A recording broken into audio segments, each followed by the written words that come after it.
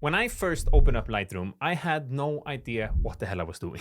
I dragged sliders, I ruined photos, and just hoped for the best. Fast forward a decade, and I've now edited tens and thousands of photos, made Lightroom a part of my daily workflow, turned it into a career, and even taught it to thousands of other photographers. And if I could start over, knowing what I know now, here's exactly how I'd learn it. Step 0. I would start by looking at, that Icelandic guy's tutorials.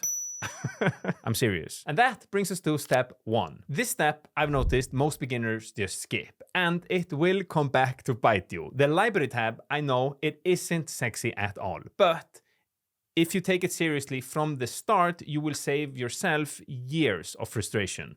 Promise. Now, you don't need a perfect system, but you need some sort of a system. Use folders, use collections, create some sort of a structure, because editing is hard enough without spending 30 minutes each time you open up the program just trying to find your photos. Let me show you what I mean. All right, my friends, so welcome to the library tab. This is where you import and organize your photos. Now, if you're sitting there wondering to yourself, man, why the hell are you wearing different clothes from just a few seconds ago? Then the truth is, when I recorded this video originally, I forgot to press record. That happens more often than I like to admit, and it's just the life of being a YouTuber. Anyway, shit happens. So let me show you the library tab and get you up to speed. So the first thing that you can do is to import a photo. Either you just take your SD card, plug it into the computer, and you will get them up here, or you can do, I see my drag the SD card here, and just drag and drop. Now you are presented with this window right here. Now up here in the corner, you can see from where your photos are coming from, all right?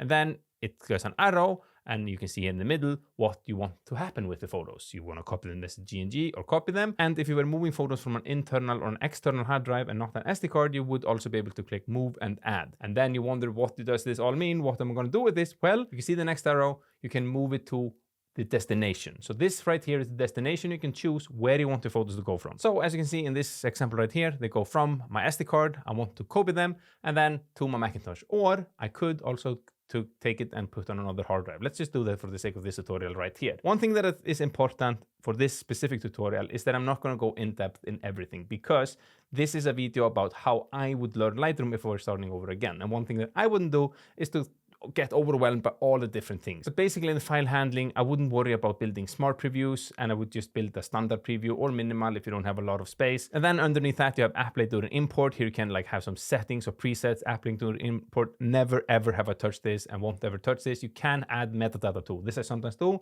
That is pretty cool if you want to. And then one thing that is good to know is the destination. So here you have how you want to organize it. Personally, I like to organize my by date. Then you have date format. I like to have this one. And then here is where they are going to. Now, I know this explanation of this little bar right here was super brief. And although it is important, then in my opinion, when just starting out, you shouldn't get bogged down in details like this. Click on it, try everything out, see what happens. But know that you have your files coming from here to the destination, and then you have different ways to organize it and set the destination and whatnot. The important part in this step, in my opinion, is this middle part right here. So here you can see all of the photos. And one thing I've just been really cool here, and you obviously been seeing the screen, this is me taking thumbnails of myself. This is also the life of a YouTuber. I'm taking multiple silly pictures of myself, and then I have some cool photos that I shot during the day as well. Anyway, I'm getting a little bit self-conscious showing you this.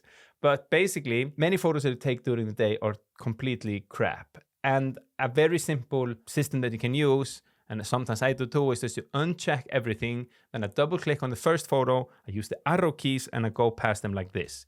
If I see a photo that I think is nice, I press P. And here, this is just the first pass, so I'm not thinking too much. I'm just going through like this.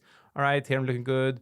Here I'm looking good. Okay, I'm getting a little bit self-conscious looking at me like this. Let's look at other photos. I'm like, okay, this one is pretty nice. This one. And this is just the first pass, so I'm not giving too much thought to this. Just taking away the worst photos, you understand? So I'm not importing every single thing. And once I'm happy with that, I simply just press import. And that leaves us to this window right here. By the way, I made a free 33-day email series to help you further level up your editing game. It's one short tip a day, and it's packed with value and tips and something that is in my mind that I want to share with you. It's totally free, and you can find it in the description down below. All right, so one super important aspect to know when it comes to importing photos into Lightroom is that you're not actually importing photos into the program itself. Lightroom is only referencing to where the photos sit, whether it is on an internal or an external hard drive. You understand? Firstly, let me show you the folder. So the folder system, this is basically where your photos actually sit. So mine sit either on my computer or on my external hard drive. Now, I personally like to have an organization system.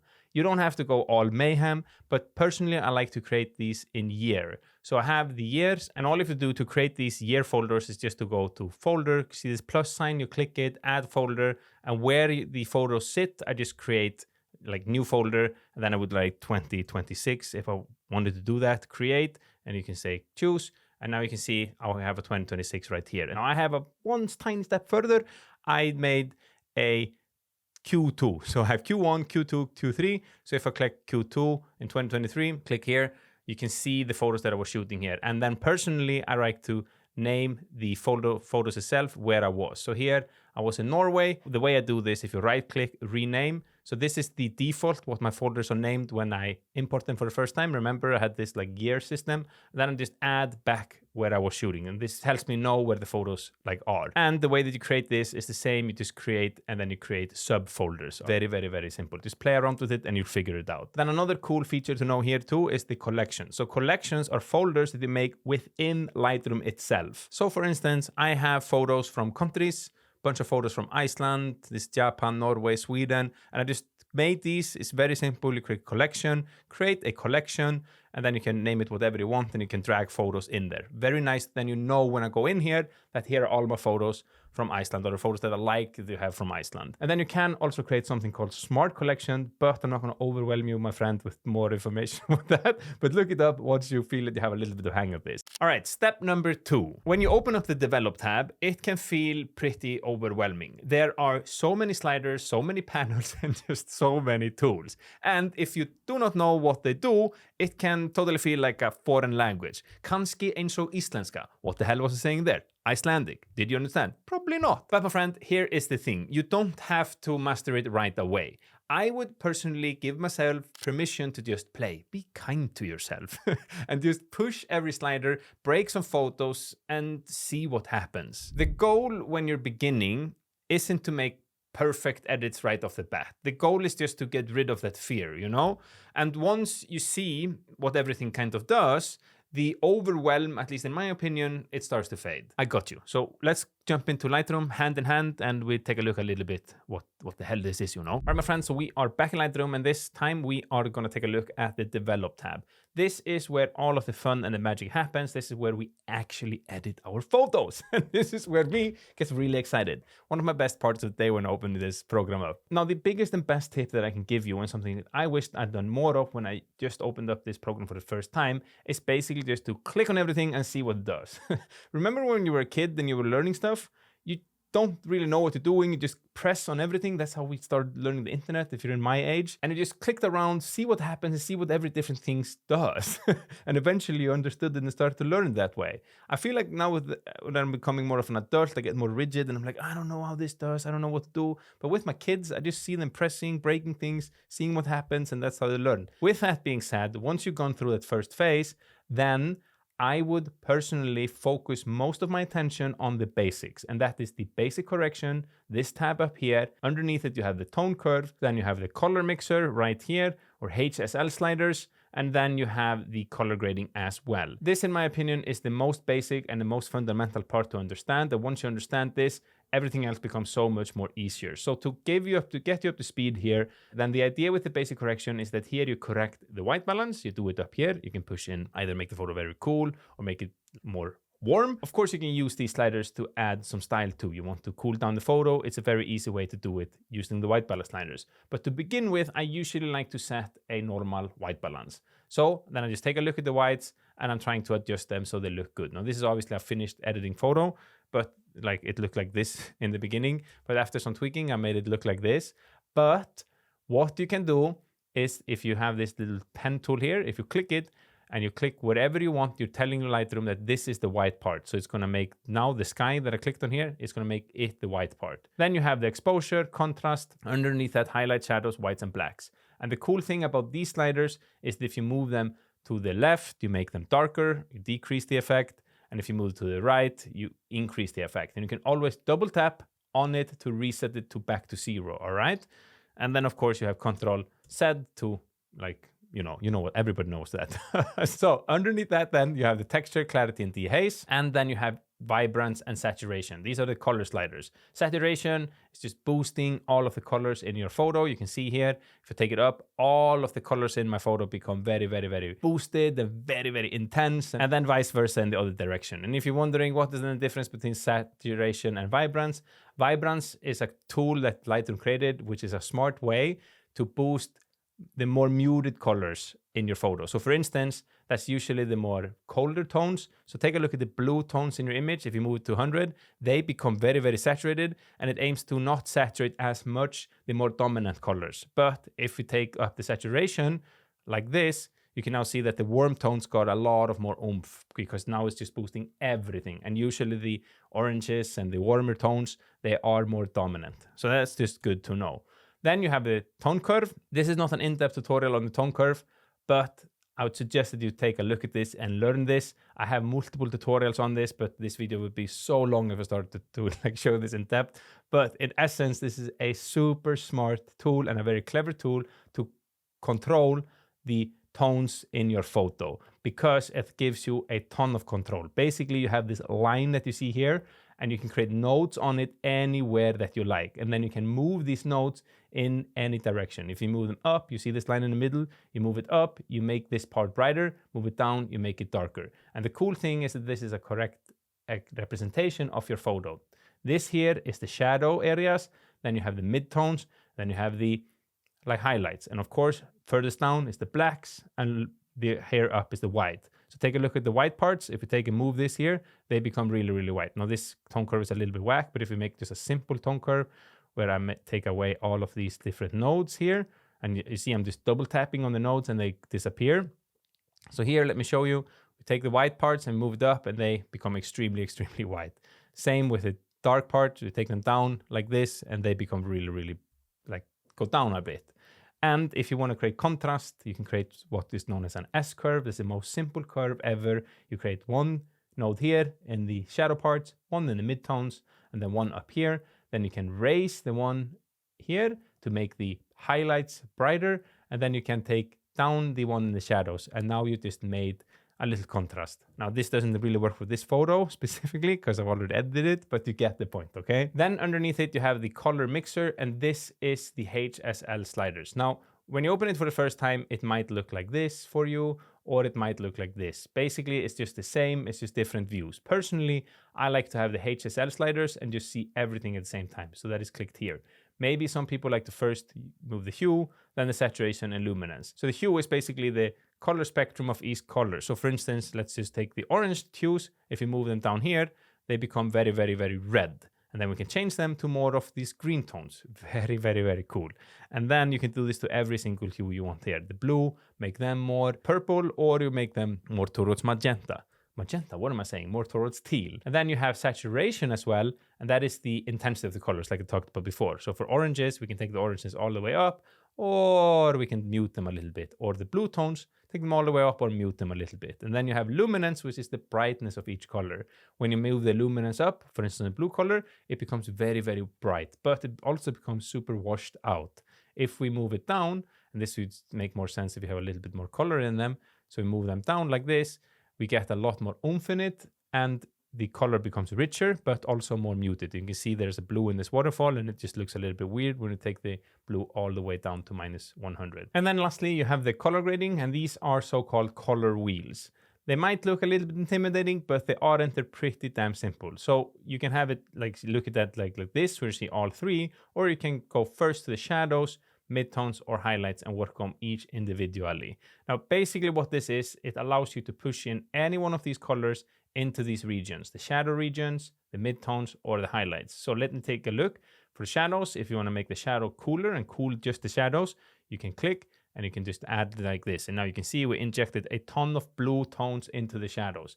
You can also move it around like this. You can click on it anywhere you want. Or you have hue here and you can move it up and down, and then you have the saturation here as well. This is very good to know, and here is where it's super good to know also a little bit of color theory, which I go into depth in my course. A shameless plug. Anyway, what I'm going to show you here too is that you of course also have the midtones, and this is same thing here. You move them around and you can add more colors to your midtones as well. You notice too that underneath this, You have the luminance, so here you can also boost the brightness of the midtones or make it darker if you want to, and you can also do that to the shadows. You want to make the shadows darker, you can take them here and just start to crush them down if that is one thing that you want to. And then you have highlights as well, and same thing happens there. You want to make the highlights super blue.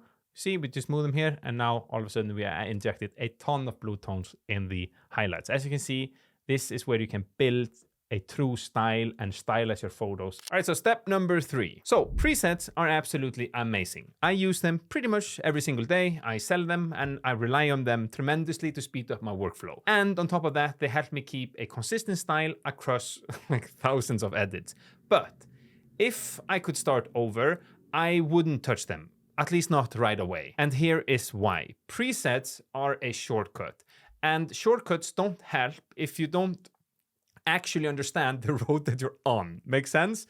Basically, when you're starting out, it's so easy to let presets become some sort of a crutch. You throw them on a photo, it looks better, you think, and then you move on. But you don't actually learn why it looks better or what the preset is actually doing, which means that you're not only learning the program, the sliders, the panels, and all the good stuff, but also the reason behind the decision making on why certain things do certain things. Make sense? So, as a fellow human being, what am I saying here? Basically, don't make my mistakes. Learn the tools first. Understand how the sliders work, how they shape your image, and how they affect mood and style. Then, my friend, when you bring presets back into your workflow, they stop being a crutch and start becoming a supercharger. That sounded pretty epic, but you get the drift. By the way, if this kind of thinking about editing is clicking for you, then my friend, you'd love my Lightroom Masterclass. It's basically everything that I've learned over the past 10 years of editing packed into one simple, easy to follow along, step-by-step course that actually shows you not just what to do inside of Lightroom, but how to think about editing. And I'm doing this here like some unagi style. What I'm trying to say is that within the course, we go way beyond just sliders. Although, of course, I'll show you and walk you through real edits, show you my exact step-by-step process, and help you build your own style, edit with confidence, and finally understand Lightroom on a whole deeper level. Like a professional, you know. I don't know why I'm whispering. At the time of the recording, almost 300 photographers have taken it, which is absolutely wild to me. It just blows my mind every time that I think about it. And I can confidently say that your editing skills will improve in just 30 days. If not, I will give you your money back. And if this interests you, then in the description down below, there is a link for like more information. I'll see you there. All right, so let's get into the next tip. Step number 4. Lightroom, it has a million tricks and there are endless ways to edit photos. But if I were starting fresh today, I'd pretty much ignore all of that and focus on only the basics. Exposure, contrast, white balance, cropping, and then of course, the king of them all, or I don't know if this is king of them all, but a very important part, composition. And the reason I do this is because these are the tools that really shape the photo. And once you fully understand them, you can build pretty much any style that you want. Let me show you what I mean, and we jump back into Lightroom. All right, so once again, we are in Lightroom. And when I start to edit my photos, let's just restart this. You can see the first thing that I personally like to do is to take a look at the photo and think to myself how I want this photo to feel like and all that good stuff. But once I've established some sort of feeling and know that I maybe want to create a little bit more dramatic look and maybe want to have a little bit cold or more dreamy, airy look, whatever it is that I want to go for, I like to crop my photos. So up here, you can crop your photos. And this I like to do early on because it both helps me with how I'm going to place my mask and how I'm going to shape the light, but also just to nail the composition. So for this, we can go 4:3 or 4:5. It's up to you. And we can have it somewhere around here. I think it looks pretty decent. Or we can have a 4:5 that is a more classic Instagram look, something like this right now. And then I go to the basic correction. One thing that is good to know is you can always press this auto. This is no mean a finished product or whatever, but Lightroom creates settings and is trying to equalize everything and make it look good. And it's often a good starting point. I like to see what happens. And then I go to the tone curves, color mixer, and all that I showed you. Now, what I want to show you here is the masks. So masks are by far one of my favorite things to do in Lightroom. It's how you can totally shape everything. You can take full control of the light and do local adjustments. Because, for instance, if I were to add just a contrast curve like this, I'm making contrast to the entire photo. But if I wanted to, I could go to the mask here. I can create a brush mask and maybe just brush the middle like this, and we can open up making it brighter. You understand? Now, there are many different masks you can choose from. The three most basic one is the brush, the linear gradient, and the radiant gradient. This is one that they're going to show you. And basically what a mask is, for just take the brush tool because it's simple to understand, we can now choose where we want the settings to be. So for instance, if we just want to have it on this section here, we just move it like this. And by the way, this red is just showing us where the effect will take place. If you press O, you can hide it if you don't like it. I like to see where it is. So we can have it like this. And then you can see on the right here, we can make our changes. We can even start to play with the hue, change that here if we want to. So there are a lot of things you can do. You can scroll down here. You can add a different tone curve just here.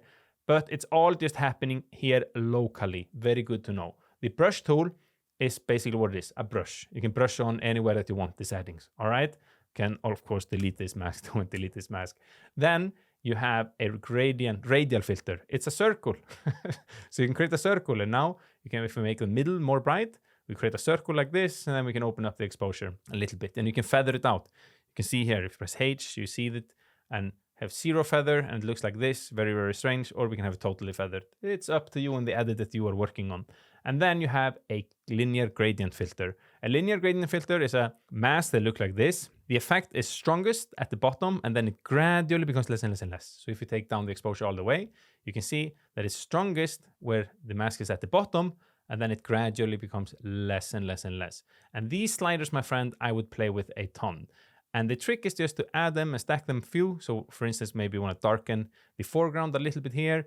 We have this one brightening up the middle a little bit. And then we can add a brush just like so. And we can add it like this and just darken this space a little bit. And notice we haven't even done anything to the photo. But the end result, they were to show you what I added. I added a few masks here, and just the mask, take the photo from looking like this to this. I'm taking control of the light and shaping it and making the photo more three-dimensional. All right, step number 5. And finally, we're at that point in the video where we talk about the one thing that matters more than anything else. Practice. Lightroom isn't something that you just learn once. It's something that you grow into. No tutorial, no preset pack, and basically nothing can replace the reps that you put in yourself. What I'm trying to say is that if I could start again, I'd make editing a part of my daily routine.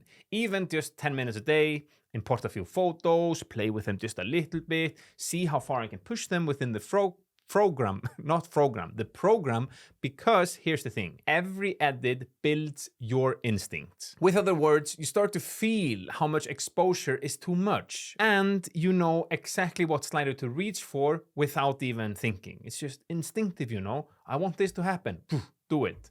Pretty nice feeling, you know. And on top of that, there is another bonus most people simply just don't talk about. Editing is, in my opinion, one of the best ways to actually review your own photography. When you're sitting there staring at your own shots for hours maybe, you start to notice what went wrong when you were outdoors shooting. I'm talking composition mistakes, missed focus, bad light. All of those lessons hit harder, at least in my opinion, when you see them up close in Lightroom. And here's the thing, that awareness makes you better the next time that you pick up your camera, because you've been looking at how much you sucked. But here is the thing, even though you learn Lightroom the right way, it still might not fully click until you shift how you actually think about editing in the first place. Because, my friend, editing isn't really just about the sliders. It's about vision, intent, and storytelling. And I break it down in depth in this video right here.